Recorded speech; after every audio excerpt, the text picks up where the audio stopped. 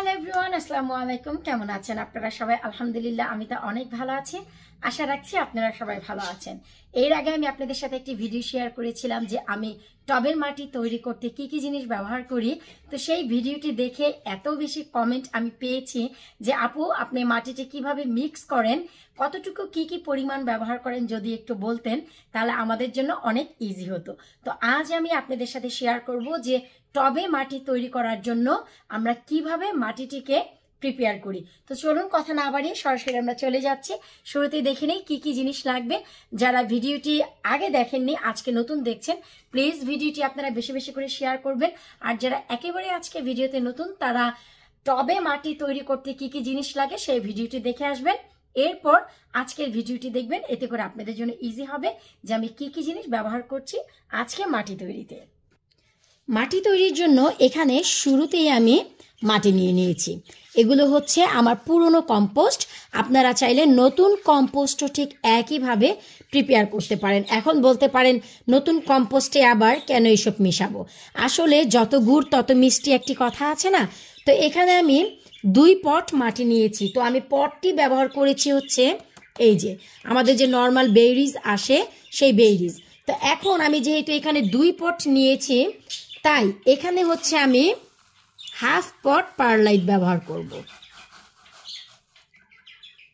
এই পটের হাফ পট আমি পারলাইট ব্যবহার করেছি।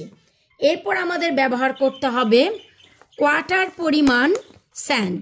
স্যান্ড হচ্ছে বালি, যা হচ্ছে আমাদের টবে মাটি তৈরির জন্য বেস্ট একটি অপশন এই উইন্টারের সময়। মনে রাখতে হবে যে আমরা কিন্তু গাছের যত জার্মিনেশন থেকে শুরু করে গাছ চারা বানানো থেকে শুরু করে কিন্তু আমরা ফেব্রুয়ারি, মার্চ, এপ্রিলের দিকেই করি। তখন হচ্ছে এই বালি বেস্ট একটি অপশন গাছের জন্য। সামারে যদি বালি ব্যবহার করেন, অতিরিক্ত পানি যদি না দেন, সেই ক্ষেত্রে কিন্তু গাছের জন্য খুব একটি ভালো হবে না, কারণ পানিটি খুব সহজেই যদি শুষে নেয়, শিকড়ে কিন্তু পানি পাবে না। তাই যখন টু মাচ হট ওয়েদার হয়, পানি বেশি ব্যবহার করলে স্যান্ডের থেকে, বালির থেকে ভালো আর কিছু হতেই পারে না। পারলাইট মেশানোর কারণে আমাদের যে ড্রেনেজ সিস্টেম হবে গাছের, তা কোনোদিনও গাছের শিকড়কে নষ্ট হতে দেবে না। বালি এবং পারলাইট একই কাজ করে। এই দুটির একটিও যদি আপনাদের কাছে থাকে, অবশ্যই চেষ্টা করবেন ব্যবহার করতে। তবে চেষ্টা করবেন দুটি ব্যবহার করতে। এরপর ব্যবহার করছি আমি আমাদের এই 2 পট মাটির জন্য হাতের মুঠ ভরে আমি 3 মুঠো এগশেল নিচ্ছি, ডিমের খোসা। আর এটি হচ্ছে এত পরিমাণে, আমরা সবাই জানি যে ডিমের খোসাতে কি থাকে, আপনারাই বলুন। আজকে আমি আপনাদের কাছ থেকে কমেন্ট জানতে চাচ্ছি যে আপনারা সব কিছু ভিডিও দেখতে দেখতে বুঝতে পেরেছেন কিনা যে ডিমের খোসায় আমাদের কি উপকারিতা রয়েছে। এত পরিমাণ ক্যালসিয়াম আছে যে আমাদের গাছের রুটিনের জন্য অনেক ইম্পর্টেন্ট। হেলদি একটি গাছের জন্য ডিমের খোসার কোনো জুড়ি নেই।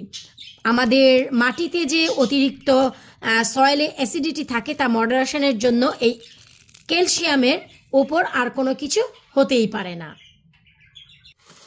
এরপর ব্যবহার করছি হচ্ছে আমি শুকনো কলার খোসা। আমি ঘরোয়া যে প্রতিদিন কলা খাই, সে কলাগুলো ছোট করে টুকরো করে এভাবেই ফেলে রেখেছি। এই যে দেখুন, শুকিয়ে গেছে শুকনো কলার খোসা। এগুলো আমি নিয়ে নিচ্ছি আমার হাতের মুঠোর পুরোপুরি 3 মুঠ। আমি কিন্তু আপনাদের আবারও বলে দিচ্ছি, এই যে মাটি, এইটার 2 পট ভরে আমি মাটি নিয়েছি। তারপরে হচ্ছে আমি এই যে এলিমেন্টগুলো আছে এগুলো ব্যবহার করছি। কলার খোসায় কি আছে এটা নতুন করে বলার কিছুই নেই, আমরা বাগানিরা সবাই জানি। এতে প্রচুর পরিমাণে পটাশিয়াম রয়েছে, ম্যাগনেসিয়াম রয়েছে।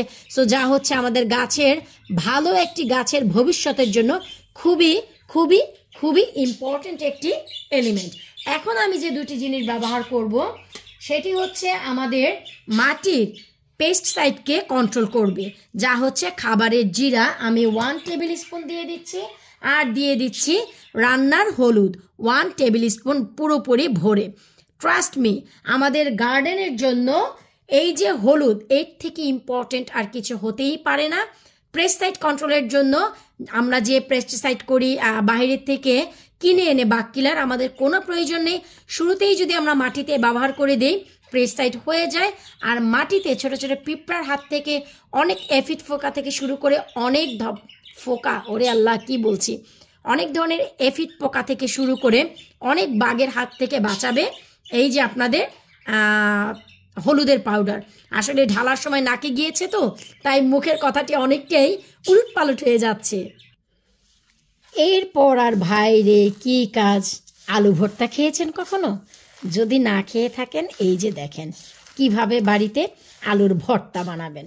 ঠিক এভাবেই মনের মাধুরী মিশিয়ে মনে করবেন কি জানেন, মনে করবেন শোল টাকি মাছের ভর্তা বানাচ্ছেন অথবা ডাল ভর্তা। আর যদি এসব না হয়, আলু ভর্তা মনে করে মেখে নেবেন। ঠিক এভাবে করে সবগুলো ভালোভাবে মেখে নিতে হবে। এই তো সম্পূর্ণ ভালোভাবে আমাদের মাখানো কিন্তু একেবারে কমপ্লিট। ছোট একটি পাত্রে মেখে নিলাম। এখন হচ্ছে এর প্রয়োজনীয় তথ্যগুলো জানার জন্য প্লিজ ভিডিওটি শুরু থেকে শেষ পর্যন্ত দেখবেন। এরপর এই যে আমাদের মাটিগুলো মেশানো হয়ে গেছে। আপনারা যারা জানতে চাচ্ছিলেন কিভাবে টবের মাটি আমি তৈরি করি, এখন এই যে আমি বলে দিচ্ছি, এই যে আমরা একটি পটে মাটিটি বানিয়েছি, এই মাটিটি কিন্তু একটি গাছের জন্য নয়, 30 লিটার মাটির জন্য হচ্ছে এই পরিমাপ। এই জন্যই আমি সম্পূর্ণ সবকিছু আপনাদের মেজারিং করে বলে দিলাম, যেন আপনাদের অনেক বেশি সুবিধা হয়। কারণ হচ্ছে আপনারা যদি একবারে 30 লিটার মাটি মিক্স করতে যান, সেটা কিন্তু পরিমাপ সহ কষ্ট হবে। ছোট একটি পাত্রে আপনারা যদি এভাবে এই পরিমাপগুলো মেনটেন করেন, তারপরে 30 লিটারের একটি ব্যাগ খুলে অথবা 30 লিটার পরিমাণ মাটি, আমাদের এতদিন আন্দাজ হয়ে গেছে যে একটি ব্যাগে 30 লিটার কতটুকু মাটি থাকে। পুরনো টবের 3টি টবের মাটি একসাথে ফেললেই আপনাদের 30 লিটার মাটি হয়ে যাবে।